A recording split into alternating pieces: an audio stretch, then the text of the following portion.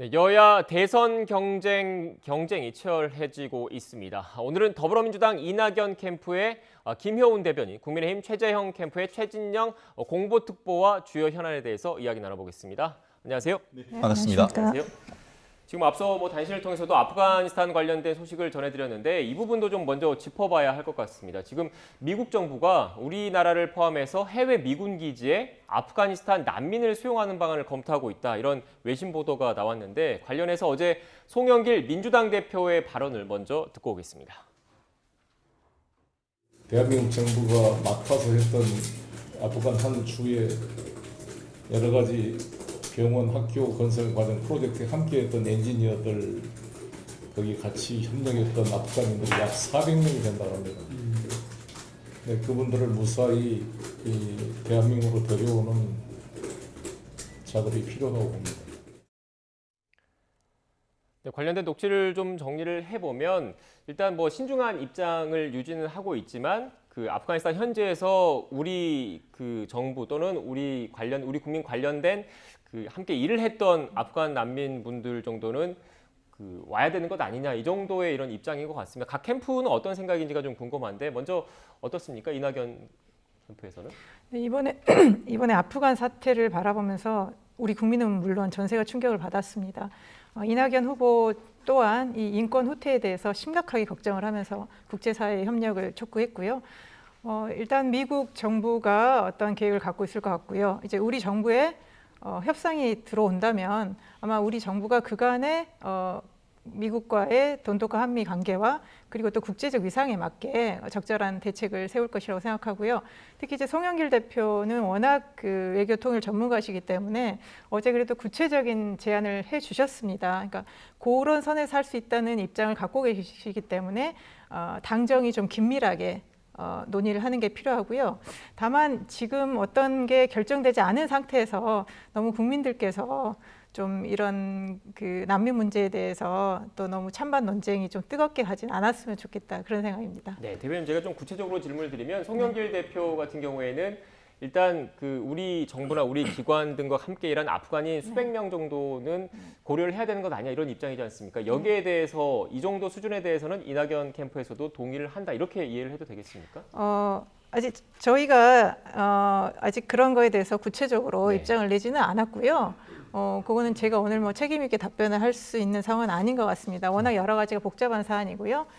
그렇지만 이낙연 대표는 또 문재인 정부의 최장수 총리를 하셨기 때문에 정부가 어떤 책임 있는 결정을 하면 그거를 뒷받침하는 그렇게 저희는 생각하고 있습니다. 네, 일단 구체적인 안에 대해서는 논의를 해본 적은 아직은 없지만 일단 신중하게 접근을 하되 당정 그리고 청와대와의 입장, 보조를 좀 맞춰 나가겠다 이 정도 그 수준이라고 제가 이해를 하면 될까요? 네, 그렇습니다. 네, 알겠습니다.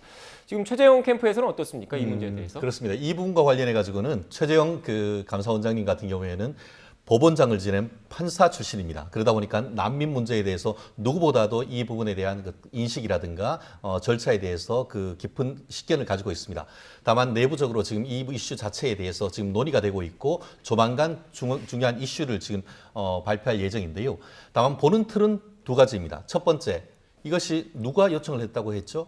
미국 정부에서 지금 요청이 하고 있다라는 언론 보도가 나왔기 때문에 한미 동맹의 틀, 이 시각 하나와 또 기본적으로 또 인권 보호, 결국 한미 동맹과 기본적 인권 보장이란 그런 측면에서 두 가지를 하되 또 대한민국의 어떤 안전이나 이런 부분을 또 함께 고려를 해야 되기 때문에 마치 그 국민의힘 논평에서 얘기하는 것처럼 한미 동맹 틀 안에서 미국과 긴밀하게 협조를 하되 결국 지금 그 국민의힘 같은 경우에는 일시적으로 한국에 있는 그 외부로 나오는 것이 아니고 미군 기지 내에 이분들을 모시는 것은 변론으로 난민적 지위를 인정을 해가지고 한국 사회에 같이 살 수 있을지 이 부분에 대해서는 국제법과 이 난민 지위에 관련되는 법을 종합적으로 검토를 해서 이 부분에 대해서는 조심스럽게 그 해야 된다는 것이 이 당의 입장이기도 하고 기본적인 이 최재형 캠프의 입장도 그와 크게 다를 바는 없어 보입니다. 다만 현재 저도 완벽한 어떤 그 입장이 정리된 부분은 아니기 때문에 뭐라고 단정할 수는 없습니다만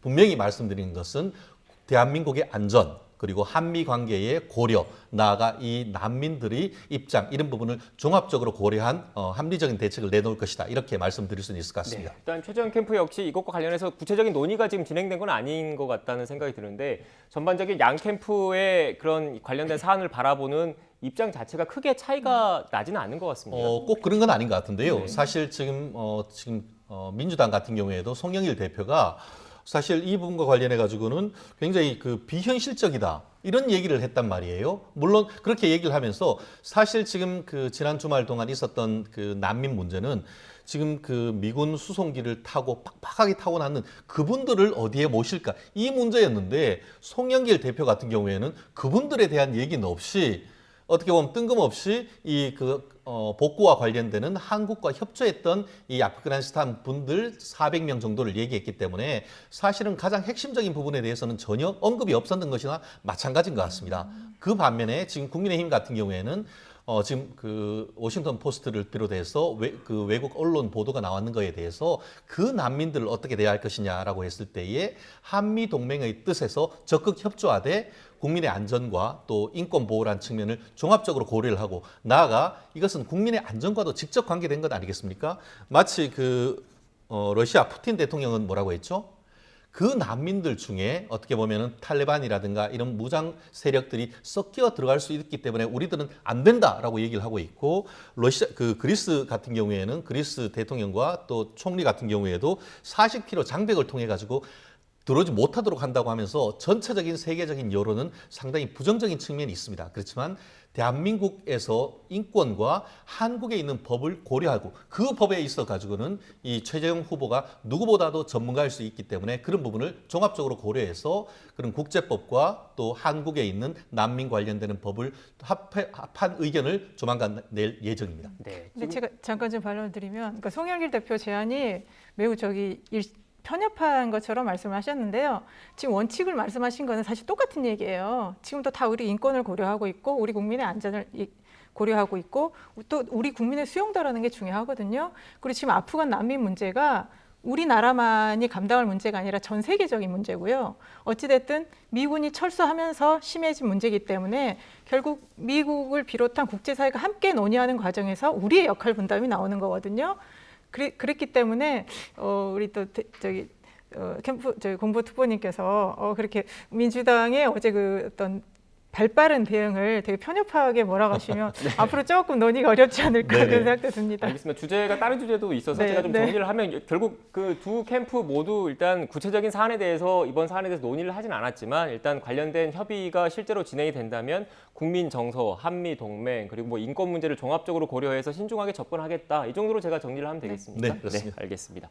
본격적으로 정치권 소식을 지금부터 짚어보겠습니다. 먼저 국민의힘 관련된 이야기 나눠봐야 할 것 같은데 국민의힘 선관위원장에 정홍원 전 총리가 내정됐습니다. 그리고 이준석 대표 최근 벌어진 갈등 상황에 대해서 처음으로 사과 입장을 밝혔고요. 최재형 전 감사원장은 25일 그러니까 모레로 예정된 당 대선 후보 비전 발표회를 연기하자고 제안했습니다. 먼저 목소리 듣고 오겠습니다. 정홍원 전 총리께 우리 최고위원회는 결의를 통해서 경정한 경선 관리와 흥행을 위한 전권을 저희가 부여할 계획입니다. 그렇기 때문에 앞으로 정홍원 전 총리를 중심으로 공정한 경선과 그리고 흥행이 이루어질 수 있도록 저희 지도부는 뜻을 모을 것입니다. 그리고 당 대표로서 지금까지 이 경선을 준비하는 과정에서 있었던 모든 분란과 그리고 당내에 다소간의 오해가 발생했던 지점에 대해서 겸허하게 국민과 당원께 제가 진심을 담아서 사과의 말씀을 올리겠습니다. 언론의 자유가 위축된다면 그만큼 우리나라의 민주주의도 위축됩니다. 우리 국민의힘 후보 전원이 이 악법 저지에 모두 힘을 모아야 된다는 생각으로 오늘 당대표에게 후보자 전원의 연석회의를 제안했습니다. 네, 앞서 보신 것처럼 국민의힘 선관위원장에 정홍원 전 총리가 내정됐습니다. 관련된 그래픽이 있는데 그래픽을 좀 먼저 띄워주시겠습니까? 네, 정홍원 전 총리 지금 보시는 것처럼 박근혜 정부 출범 초대 총리입니다. 그래서 이른바 대표적인 친박 인사로 불리고 있는데 이 선관위원장이라는 게 결국 그 국민의힘 대선 경선 과정에서 심판자의 역할을 해야 되는 직책인데 이런 그 친박 인사로 분류되는 인물이 선관위원장에 임명된 것 어떻게 보십니까? 그 정홍원 총리님 같은 경우에는 제가 예전에 있었던 큰 로펌에서 제가 개인적으로 모셨던 분인데요. 네. 굉장히 성격이 온화하시고 원만하신 분입니다. 아시다시피 2004년경에 중앙선거위원회의 상위원을 하셨습니다. 한마디로 선거 관련해서는 전문가 중에 전문가이다. 나아가서 2012년에 있었던 그 총선에 있어가지고 공천관리위원장도 했기 때문에 그때도 잡음 없이 원만한 어떤 그 선거를 이끌었고 실제로 그때도 어떻게 보면 여야 간에 쉽지 않은 선거에서 나름대로 좋은 성과를 거둔 적이 있는데요. 다만 지금 말씀하신 것처럼 박근혜 정부의 초대 총리였고 최상수 총리로서 있던 점을 그것만 가지고 친박 인사라고 하기에는 상당히 어폐가 있는 것 같습니다. 말씀드린 것처럼 현재의 보면은 당 내부에서 어떤 공관위원장이나 이런 부분을 했을 때에 편파 논쟁이 있었던 반면에 지금 정홍원 전 총리 같은 경우에는 당 외 인사입니다. 나아가서 아까 말씀드린 것처럼 검찰 출신이고 이분은 또 그 개인적으로는 그 성균관대 법대를 졸업하셔가지고 현재 유력 후보자들과도 학벌도 상당히 차별이 있습니다. 말씀드린 것처럼 여러 가지 외부적인 어떤 그 대외 그동안 있었던 경력 그리고 또 인품 그리고 나아가서 원만하게 지금까지 그 공천관리위원도 하면서 선거관리위원회를 통해서 선거관리에 굉장히 전문성이 있는 점 이런 점을 고려를 했을 때는 제가 보기에는 현재 이 시점에서 여러 어떤 후보 측에서 친박 인사라고 비판을 해서 이 부분에 어떤 그 비판하기는 쉽지 않다. 결국 어떤 사람들보다 저도 개인적으로 봤을 때는 정홍원 대표 전 총리님이 현재의 어떤 당내의 분란을 껴안을 수 있는 가장 합리적인 선택이었다. 저는 나름대로 그렇게 평가하고 싶습니다. 네. 그러니까 결국 핵심적으로는 최재형 캠프에서는 문제 없다라고 보고 계신다는 말씀이신 거죠? 네, 네, 알겠습니다. 그리고 지금 앞서 그 영상을 보신 것처럼 이준석 대표가 관련 최근에 이런 논란들에 대해서 사과를 했습니다. 일단 뭐 국민의힘 관련된 이야기니까 한 번 더 여쭐게요. 어떻게 보셨습니까? 이제는 당내 분란이 수습 국면으로 가고 있다. 말씀드렸듯이 지난 그 4.7 그 재보궐선거에 있어서 부산과 이 서울에 있어서의 시장을 압도적으로 승리를 했습니다만 그 이후에 그 당의 지지율이 정체 내진 하락이 된 핵심적인 원인이 바로 당내 대선 주자와 이 당 대표 사이의 어떤 분란이 아니었겠습니까? 그 부분에 있어서 국민들이 굉장히 많이 질타를 했고 유력 언론, 특히 보수 언론에서도 도대체 왜 이러냐라는 질타성 어떤 그 기사를 계속 쏟아냈는데 저는 나름대로 그 이준석 대표가 좋은 말씀을 쓴 것 같습니다. 보통 그 대표들이 이제 사과를 할 때는 유감이다 이렇게 얘기를 하는데 사과라는 표현을 직접 썼습니다. 결국 당 대표로서 이 사태에 대해서 개인적으로 진정성을 갖고 사과한다라고 먼저 손을 내밀었기 때문에 더 이상 다른 그 후보 캠프에서 당 대표를 흔들기는 쉽지 아니한 상태인데 결국 손을 내밀었기 때문에 유력 캠프에서도 같이 손을 내미는 것이 필요하고 또 이 시점에서 지금 아까 얘기하신 것처럼 최재형 캠프 같은 경우에는 지금 다가오는 지금 25일 날 지금 언론중재법 개정안과 관련해서 12명 어떤 그 후보들이 다 모이고 거기에 당 대표까지 모여서 단일 대우로 해서 지금 정부 여당과 그 민주당에 대해서 정책적으로 대응하자라는 얘기를 하고 있습니다. 결국 이 부분이 관철될 수 있다고 한다고 하면은 세 가지 효과가 있을 수 있는 것 같은데요. 말씀드린 것처럼 당내를 수습을 해서 하나로 해서 그 어떻게 보면은 화합을 하는 계기로 만드는 효과. 나아가서 어떤 그 정치 공세가 아니고 정책적인 이슈에 대해서 대안을 제시하면서 어떻게 보면 국민에게 호소할 수 있다는 점. 나아가서 또 최재형 후보 같은 경우에는 지금 최근에 어떤 여러 가지 당 지지율이나 이런 부분이 답보 상태였는데 다시 한번 통합의 리더십을 보여줄 수 있다는 점에서 나름대로 좋은 카드가 아닌가 생각합니다. 네.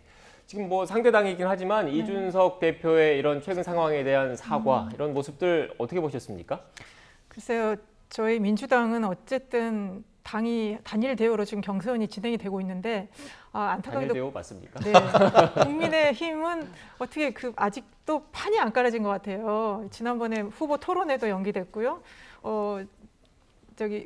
당대표를 그렇게 흔들어대면서 당대표가 매우 서글프게 진짜 버스 운전 좀 잘하려고 그랬더니 운전대를 뽑아가 버렸다. 이런 비유까지를 했습니다.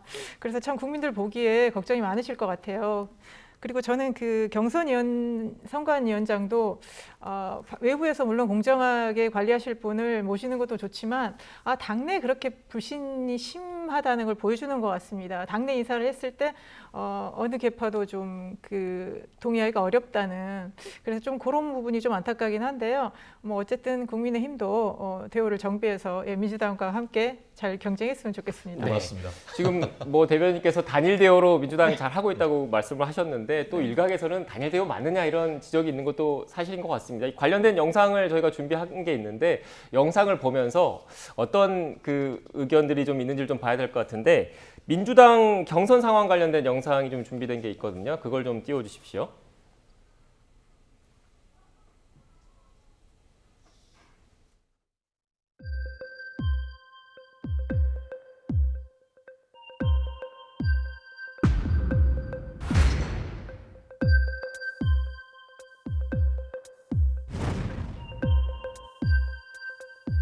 남영동 대공무실 보면서 언론개혁에서 공영방송 사장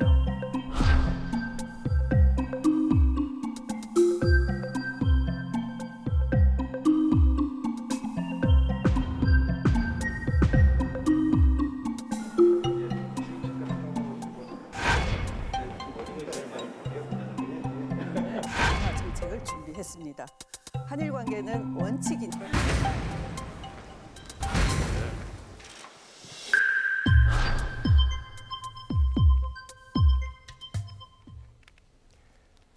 네, 제가 대변인께 단일 대우 맞냐고 여쭤본 게 이 영상이 준비되어 있는 걸 알고 있어서 여쭤본 거거든요. 그리고 이른바 명락대전, 그 신경전 언제쯤 가라앉을 것이냐 이런 지적들도 사실 많습니다. 어떻게 보십니까? 글쎄요, 어느 분이 명락대전이라는 표현을 처음 시작했는지 참 모르겠습니다. 당내 경선이 사실 그렇게 대전이라고 부를 만큼 그건 아니고요. 어쨌든 저희는 당대표를 중심으로 해서 당의 경선을 규칙을 만들어서 진행을 하고 있고요. 어쨌든 간에 이제 워낙 후보들 간의 경쟁력이 좀 서로 있기 때문에 이제 선거가 좀 치열해진 건 사실입니다. 그렇게 나왔었는데요. 어쨌든 특히 또 이제 그런 당내 경선이라는 게 상당히 좀 상대를 공격하기가 좀 어렵거든요. 정상적인 어떤 정책 검증이나 자질 검증도 되게 네거티브로 몰아가는 그런 게 좀 강합니다.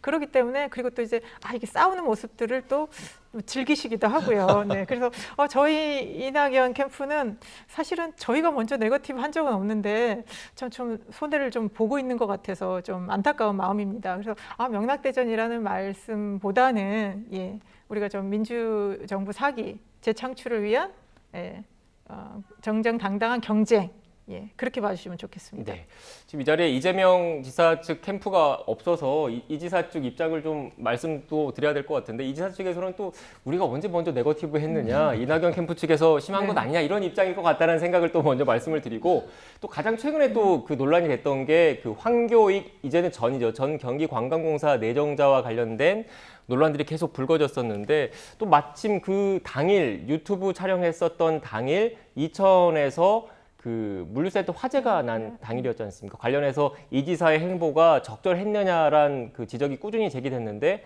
이 지사가 결국 사과를 했습니다. 여기에 대해서는 어떻게 보십니까? 절차나 내용이 사과로서 현저히 부족하다. 저는 그렇게 평가를 하고 싶은데요. 일부 지금 국민의힘 그 후보자들 중에서는 사과할 것이 아니고 귀가해야 된다 이럴 정도로 강력하게 직격탄을 날리고 있습니다. 사실 지금 그 사과와 관련해서 아까 이준석 대표 같은 경우에는 언론에 직접 본인이 진심으로 사과한다 했는 반면에 이번 사건과 관련해서 그 이재명 지사 같은 경우에는 계속 밀리다가 사과문을 냈습니다. 사과한 게 아니고 직접 언론에서 나온 게 질문을 받고 하는 게 아니고 사과 글을 낸 것이고 그 내용에 보면은 빨리 현장에 갔어야 되는데 그러지 못해서 미안하다 이것만 했습니다. 한마디로 그때 내가 뭐 했는지 한마디로 떡볶이 먹방 했는 거에 대해서 사과한다 그런 내용 하나도 없습니다. 근데 왜 저희가 이런 말씀을 드리냐면은 2016년에 그 세월호 사태가 발생했을 때에 이재명 그 당시 시장 같은 경우에는 그 박근혜 전 대통령에 대해서 직무유기로 형사 고소를 하면서 도대체 그 많은 사람들이 죽어갈 때 당신 뭐 하고 있어? 그 7시간에 대해서 촘촘히 다 밝혀라라고 얘기를 했었습니다. 그런데 이 부분에 대해서는 그냥 뭉뚱그려 가지고 사과한다?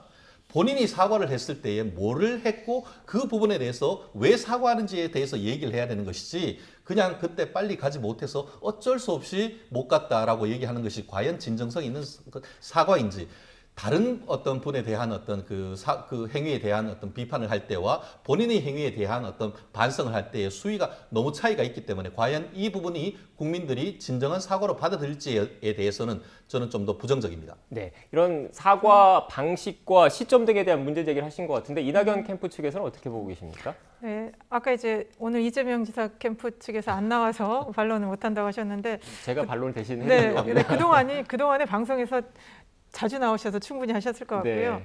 뭐 저희들 입장에서는 뭐 어쨌든 사과를 하셨기 때문에 그거에 대해서 더 이상 뭐 왈가왈부할 수는 없다고 보고요. 어쨌든 그 황교익 사건을 겪으면서 민주당 좀 전체가 좀 국민들 보기에 좀 좋지 않은 모습들이 있었습니다. 그래서 어쨌든 이재명 지사가 좀 분명하고 좀 더 직접적으로 사과를 했으면 좋았겠지만 어쨌든 그런 부분에 있어서 본인이 사과를 했기 때문에 앞으로 이런 계속 문제되는 것들에 대해서 좀 이재명 지사가 국민들이 뭔가 해명을 요구할 때 그냥 솔직하게 신속하게 어떤 다른 해명 없이 그렇게 바로 어떤 입장을 표명하면 훨씬 좋지 않았을까 그런 생각을 하고 있습니다. 네. 예. 간략하게, 결국 논란거리가 이재명 지사한테 시작됐다는 것 자체가 문제가 있는 거죠. 우리 이낙연 대표님 같은 경우는 그런 먹방 촬영 안 하실 것 같거든요. 네, 간략하게 얘기하면 지금 이재명 지사가 사과를 했기 때문에 이 사안과 관련해서는 더 이상 문제 제기하지 않겠다. 이낙연 캠프 측의 입장이라고 보면 되겠습니까? 어차피 국민들께서 보고 판단을 하고 계시고요. 저희는 이제 민주당 지지자들이 걱정이 크기 때문에 뭐 굳이 이거를 또 재차 거론하는 것이 향후 경선에 크게 도움이 되겠는가라는 그런 생각도 있습니다. 네, 지금 이재명 지사 측이 없기 때문에 또 제가 말씀을 드리면 뭐 공식 사과를 하긴 했지만 그 전까지는 뭐 유튜브 촬영 도중에도 실시간으로 화재 관련된 상황을 보고받고 적절한 지시를 했다는 게 이재명 지사 측의 입장이라는 점 다시 한번 말씀을 드리겠습니다. 지금 다음 달 지방 경선이 충청 지역부터 시작하는 거죠, 민주당 네, 같은 네, 경우에는. 그렇습니다. 지금 이낙연 그 후보 같은 경우에 지지율이 조금 답보 상태에 또 머문 거 아니냐 이런 얘기가 나오고 있던데 캠프 내부에서는 어떻게 보고 계십니까? 저희는 크게 여론조사에 그 일이 일비하지 않고요. 사실 이낙연 후보는 좀 꾸준하시거든요. 그러니까 저희는 막 요란하지도 않고 자랑하지도 않고 이낙연 스타일이 있습니다. 이낙연 스타일의 신뢰 품격, 정직함, 도덕성, 능력이 있기 때문에 그런 것들을 지금 여론조사에서는 말씀하시지 않은 샤이 이낙연이 굉장히 많이 있다고 보고요. 특히 이제 충청권 민심이 처음에 그게 드러나는 저는 계기라고 생각합니다. 충청 분들이 사실은 좀 마음을 잘 안 드러내시잖아요. 네네. 그래서 분명하게 이낙연 후보로의 표쏠림 있을 거라고 기대하고 있습니다. 네, 지금 충청 민심을 자연스럽게 말씀하신 게 그 세종 그 국회 분원 관련된 법안 얘기를 하시는 거죠? 네, 그거를 포함을 해서 네. 이제 국가 균형 발전의 핵심을 말씀하셨어요. 네. 특히 이제 이낙연 후보가 다른 후보, 물론 이제 김두관 후보께서도 이제 경남이나 이런 지역 기반이 있으셨기 때문에 국가 균형 발전을 말씀을 하셨지만 가장 먼저 얘기하시고 실제 실천하신 분이 또 전남지사를 하셨던 이낙연 후보시고요. 또 총리 때 그 문재인 정부의 국가 균형 발전 정책을 굉장히 뒷받침하셨습니다. 네, 최재형 전 감사원 측에서도 감사원장 측에서도 충청 지역 민심을 신경 안 쓸 수밖에 없는데 오재세 전 의원이 국민의힘에 입당을 했는데 충청도의 지역적인 기반을 가지신 분이지 않습니까? 지금 최 전 원장 측에 대한 공개적인 지지를 표명을 한 거죠? 그렇습니다. 지금 말씀하신 것처럼 민주당에서 어떻게 보면 민주당에서 굉장히 어떤 그 차기의 그 충청지사 그 대망론까지도 얘기를 하셨던 분이 지금 영입을 했고 또 사실상 그 지지율에 최재형 후보에 대한 지지 이름을 서명을 했기 때문에 실질적으로 그 최재형 캠프에 대한 직접적 지지를 밝혔다 이렇게 말씀드릴 수도 있는 것 같은데요. 좀 전에 얘기하신 이 세종시 이전과 관련해서 국민의힘 내부에서도 적어도 예전에는 뭐 이 부분에 대해서 설왕설래했다고 하지만 이번 같은 경우에는 그 김기현 원내대표가 세종시 분원 설치를 위해서 지금 국회법을 개정하는 것에 발의를 하겠다 이렇게 얘기를 했습니다. 결국 지금까지는 그 개별적인 어떤 충청도 지역 의원들이 이 부분을 적극적으로 추진하는 반면에 이것이 원내 대표를 입을 통해서 법을 개정한다까지 얘기를 했기 때문에 이 부분에 대해서도 지금 일정 부분 그 당내의 어떤 국민의힘은 의견 조율이 된 것 같고요. 결국 지금 정진석 지금 국회 하반기에 지금 부의장으로 되신 분 같은 경우에도 이 부분은 여야 합의를 통해 가지고 국회법이 통과될 것이다 이렇게 지금 밝혔기 때문에 이 부분에 있어서는 충청 민심을 두고 어떻게 보면 서로 여야 간의 어떤 나름대로의 어떤 그 의견이 합치되는 모습을 보이는 것 같습니다. 네, 알겠습니다. 오늘은 더불어민주당 이낙연 캠프의 김효은 대변인 그리고 국민의힘 최재형 캠프의 최진영 공보특보와 함께 주요 전국 현안에 대한 이야기 나눴습니다. 오늘 말씀 고맙습니다. 고맙습니다.